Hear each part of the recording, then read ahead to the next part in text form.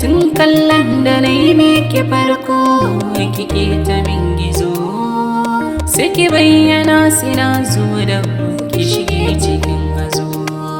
Kin ji diya ta Hausawa haki ne mini kama da yan gwangwazo, suna kiya ta kan raina dole in farzo. Ka ki fara mi farar aniya makin ki zanyi wa kozo, na zama majanin akan sanki kawai kice da ni in zo. Kaunar kina cikin raina mai ado na birgewa, kallon ki nake kullum a mafarki na, da ke zan kwana na tasha barci na, kullum a mafarki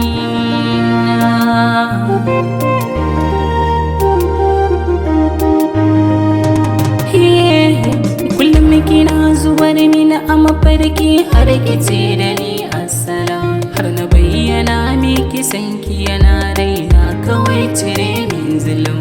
Na yarda inda so da amana ba mai rayuwa salam, hakun sai abin da kake so kake san gani kullum.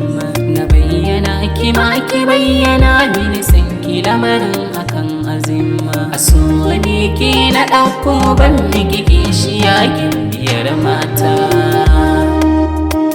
a mafarki na.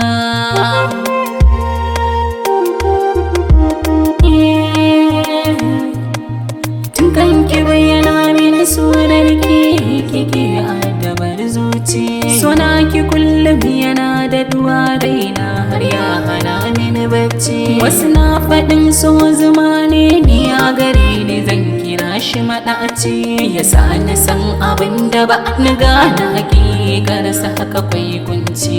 Muryar ki kunne bai taɓa saurara bakin sana kaɗai ce na uziri sanki yana raina biyar mata a mafarki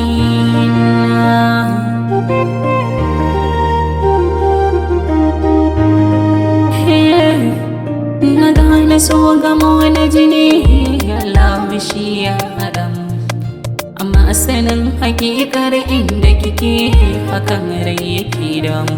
Kin hana mini zama a kaɗaici ko ina da ke za a iske mu, kin kasa bayyana zahiri haka har asara na auren mu. Ki mini uziri kada ki sanya fara guduna a cikin dangin mu, domin ni kaɗai nake ganin ki gimbiyar 'yan mata